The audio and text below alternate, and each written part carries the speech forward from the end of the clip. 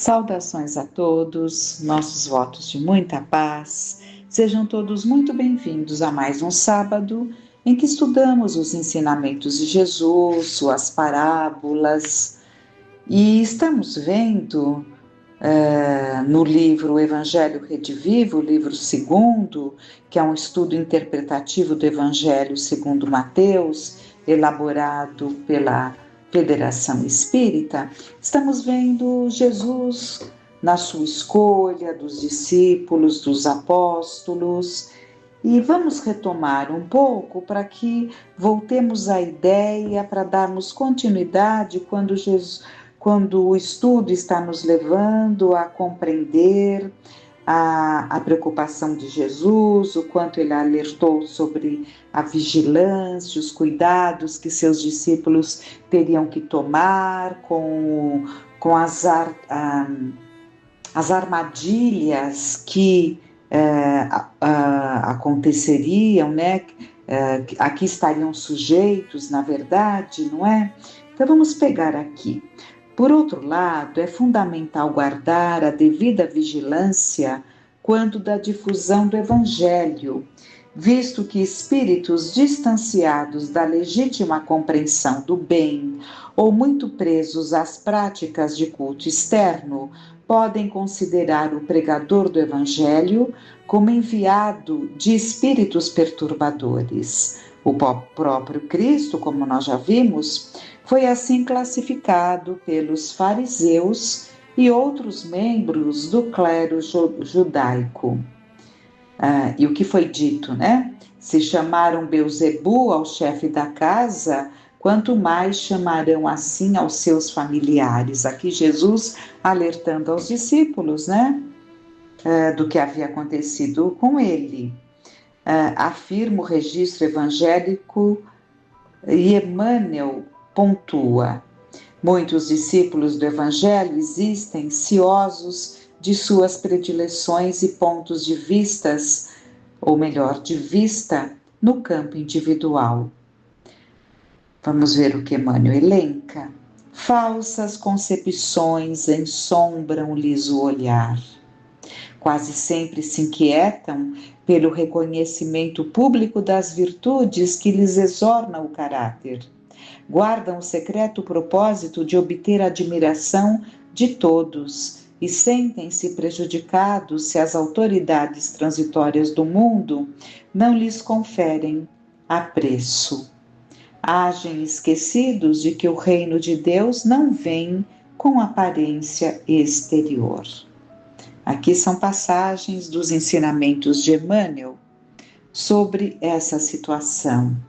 Continuando, então, sem dúvida, cedo ou tarde, poderemos chegar à categoria de mestre e de senhor.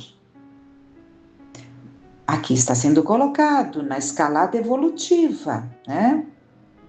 Contudo, é preciso perseverar, alerta o versículo: aquele, porém, que perseverar até o fim, esse será salvo.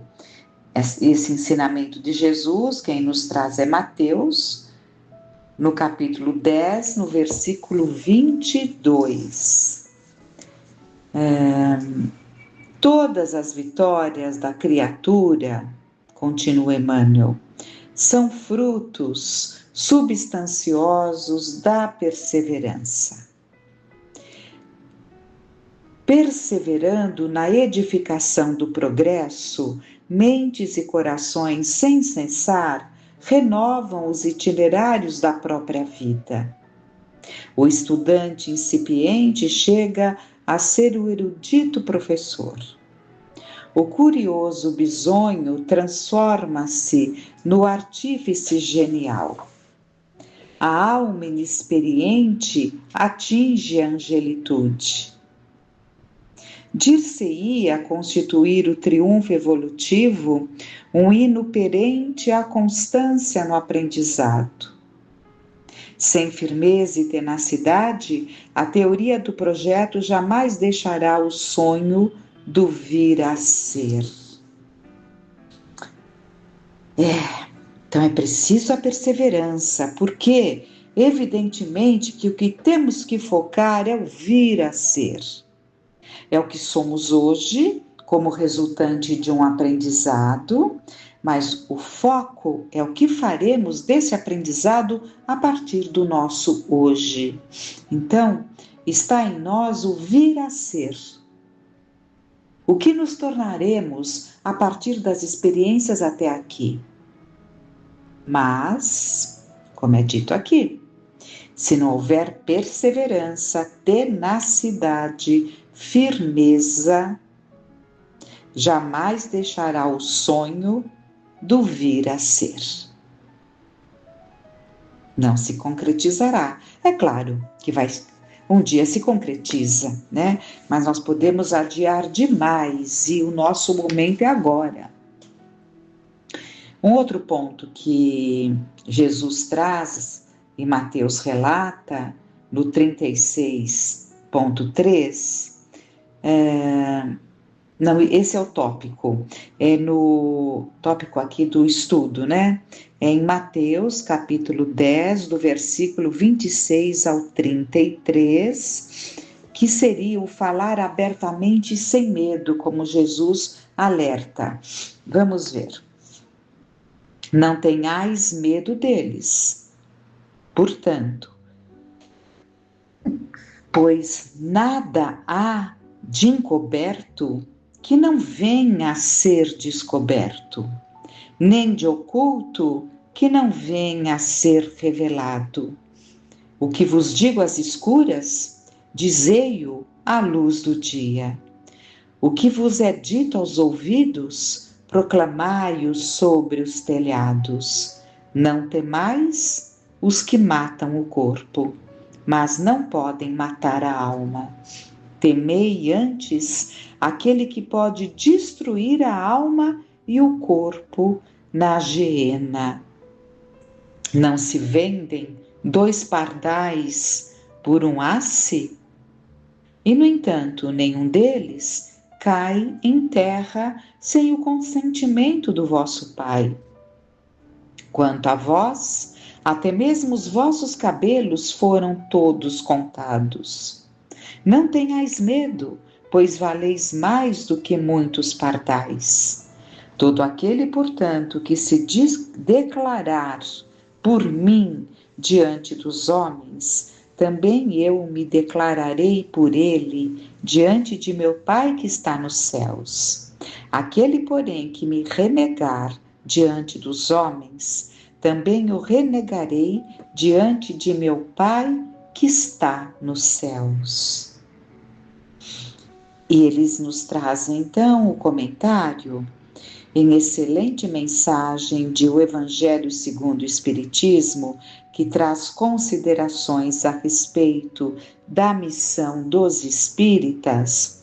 O Espírito Erasto declara enfaticamente: arme-se a vossa falange de decisão e coragem, mãos à obra, o arado está pronto, a terra espera. É preciso que trabalheis. É declaração que faz paralelo com o do Cristo, citada nesse registro de Mateus. Então, o que é dito por Jesus, que Mateus nos traz, né, o relato, acabamos de ler no livro um trecho do Evangelho segundo o Espiritismo, exatamente o que Jesus coloca aos discípulos. Sob a proteção do Senhor, o discípulo sincero, verdadeiramente sincero, fala, age e trabalha sob o amparo de Jesus e da falange dos espíritos superiores. Assim, não cabe espaço para o medo, para vacilações. Não temais é o lema de Jesus, que repetiu várias vezes sob circunstâncias diferentes. a fim de ensinar diversas lições. Em Lucas, no capítulo 8, versículo 17, que será estudado adiante, nos diz aqui o autor, o lema acompanha a parábola do semeador, provavelmente indicando que os ensinos do reino dos céus, conforme essa parábola mostra parcialmente, não podem ficar ocultos, mas que finalmente se propagarão por todo o universo. Da mesma forma, assevera o mestre Nazareno, a verdade será sempre conhecida, cedo ou tarde, pois nada há de encoberto que não venha a ser descoberto, nem oculto que não venha a ser revelado. O que vos digo às escuras, dizei-o à luz do dia. O que vos é dito aos ouvidos, proclamai-o sobre os telhados. Mateus, capítulo 10, versículo 26 e 27. Estejamos, pois, atentos. Alma alguma pode encobrir para si mesma as próprias manifestações no quadro da vida, e de igual modo, perante a lei, ninguém consegue disfarçar o menor pensamento. Tudo isso pode ser descortinado, sopesado, medido. Assim, não só a realidade ainda ignorada por nós, como também as mentalizações e os atos de nosso próprio caminho serão revisados e conhecidos sempre que semelhante medida se fizer necessária no local exato e na época oportuna. Nada há encoberto que não haja de revelar-se, nem oculto que não haja de saber-se, esclarece o Senhor. Recordemos assim o ensinamento vivo em nosso próprio passo, ajudando na esfera particular como quem vive à frente da multidão, porquanto os nossos mínimos movimentos na sociedade ou na sombra podem ser também trazidos ao campo da plena luz. Os mínimos movimentos, que estejamos atentos aos mínimos gestos, aos mínimos movimentos dentro do Evangelho, porque isso seja ali dentro de um círculo pequeno. A família, por exemplo, né? Mas é como se estivéssemos levando a tantos e tantos, porque a propagação do Evangelho, ela vai. Na medida em que um vai assimilando, ele também se transforma num propagador desses ensinamentos e assim vai, né? E assim vai. E esse capítulo termina, ao terminar, né? Ele coloca todas as citações, eles colocam, né? Todas as citações que foram feitas nas referências. A Bíblia que foi usada aqui, como já falamos, foi a de Jerusalém, né? Que é uma das traduções, a Bíblia de Jerusalém. Continuando então, para intensificar esse nosso aprendizado, nós vamos buscar no livro Novos Rumos, o espírito Viana de Carvalho, através do Divaldo Franco, ele tem uma palavra aos companheiros, e é se dirigindo, né, justamente ao espírita, quando ele está revivendo os ensinamentos de Jesus, então uma sequência, digamos assim, do que vimos até agora. Então, palavras aos companheiros, e o Dr. Bezerra coloca, começa com o ensinamento de Allan Kardec, conhece-se o verdadeiro espírita pela sua transformação moral. E o Dr. Bezerra começa.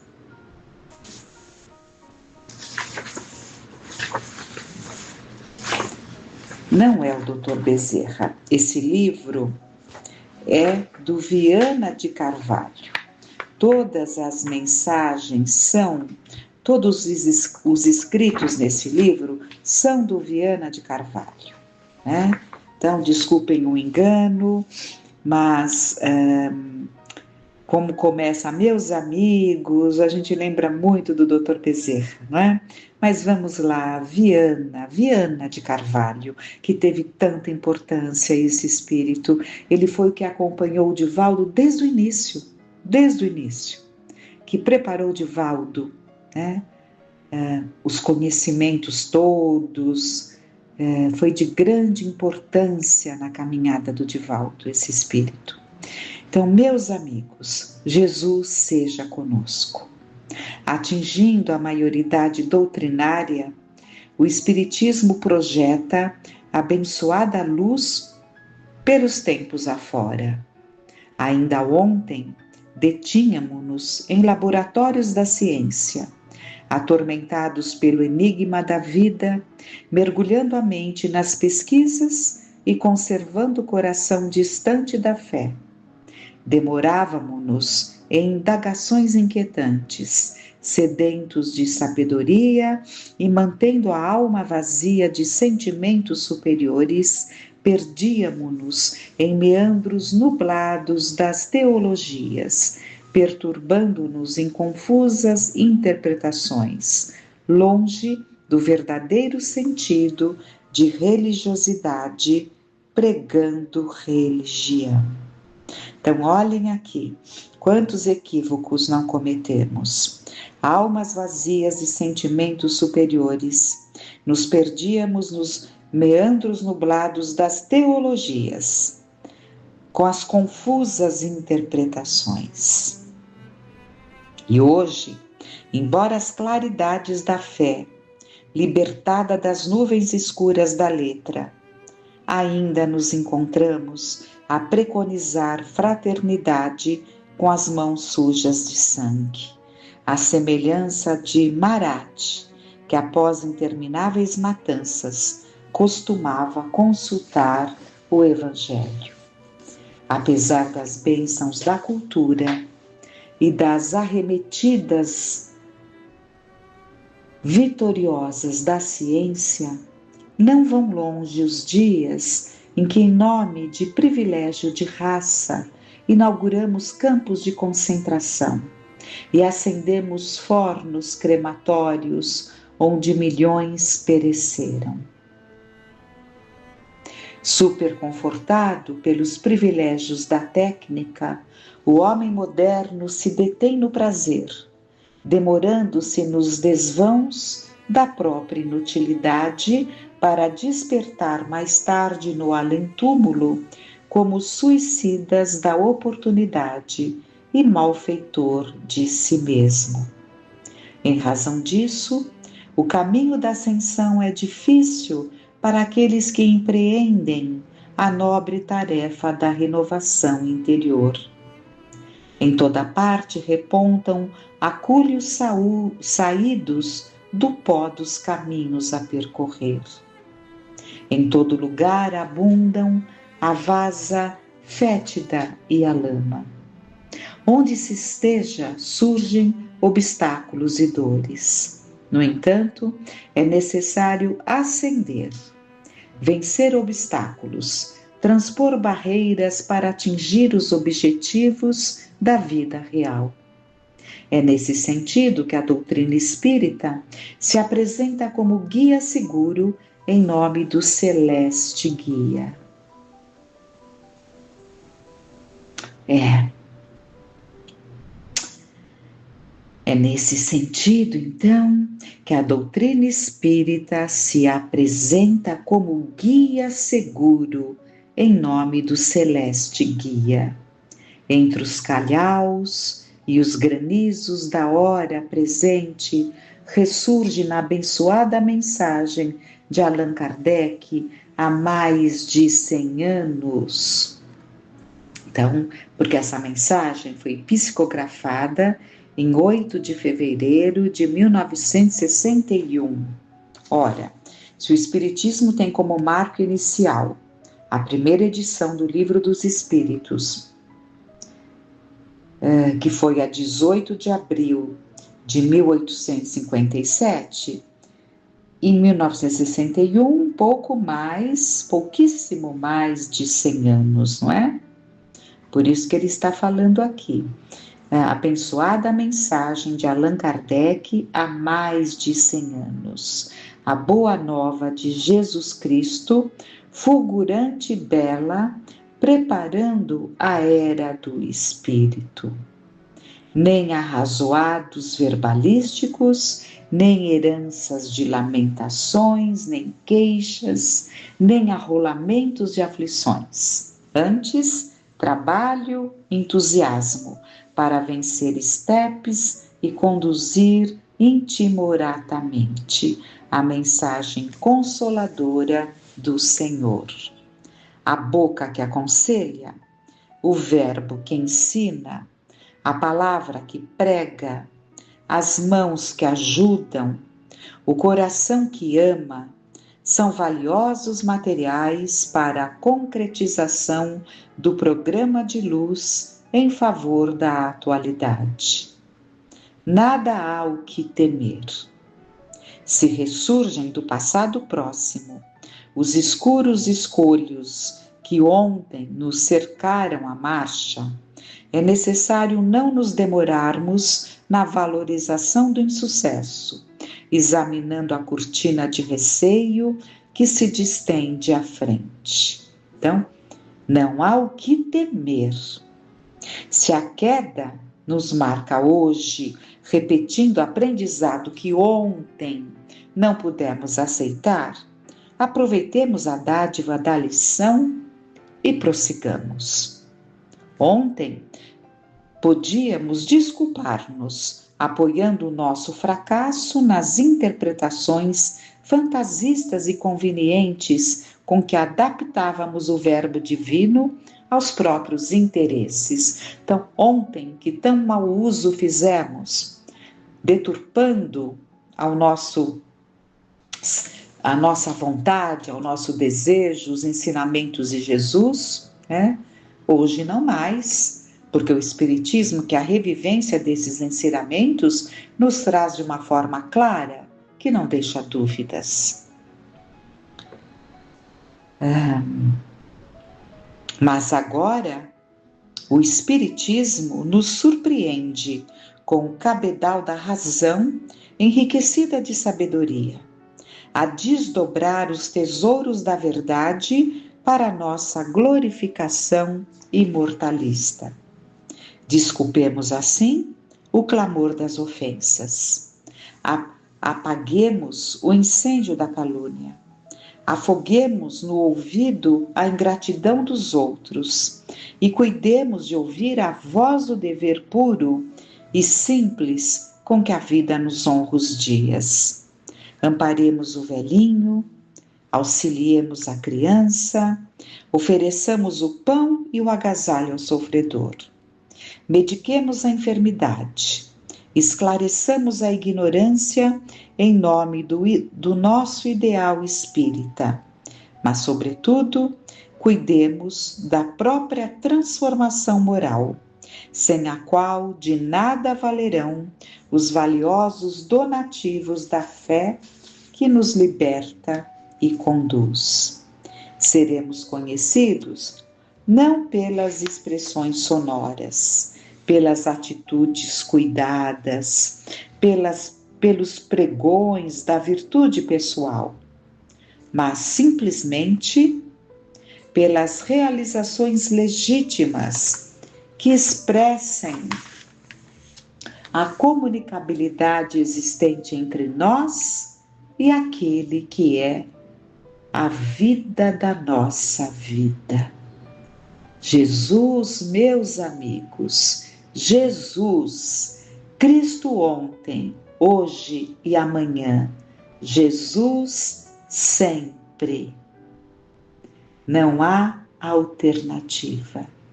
Enquadremo-nos no Evangelho renovador e prossigamos de alma erguida em nosso desiderato, consolidando as disposições de serviço e irrigando com a nossa doação de suor e lágrimas o solo em que fomos convidados a trabalhar.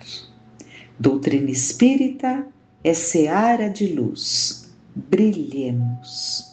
Doutrina espírita é celeiro de bênçãos, fartemo-nos. Doutrina espírita é país de felicidade, alegremo-nos. E distendendo a claridade santa e nobre da doutrina que nos arrancou da morte, espalhemos nesse momento de lutas a clara mensagem de alento com que o Espiritismo nos vitaliza, apontando ao mundo inteiro os horizontes do porvir, iluminados pela fulguração incomparável de nosso Senhor Jesus Cristo, o Mestre, o guia de todos nós. Que maravilha! Que maravilha esses ensinamentos! Quanto a refletir, todo aquele que busca ser cristão, todo aquele que entende que a encarnação só tem sentido se nos debruçarmos mais, se nos voltarmos mais à prática dos ensinamentos de Jesus. Então, se temos isso dentro de nós, definido ou por definir, que nos empenhemos. E agradeçamos muito a Deus por termos tanto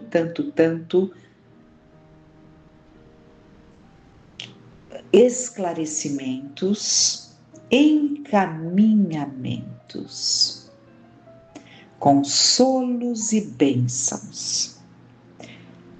Nos coloquemos em condições de sentir.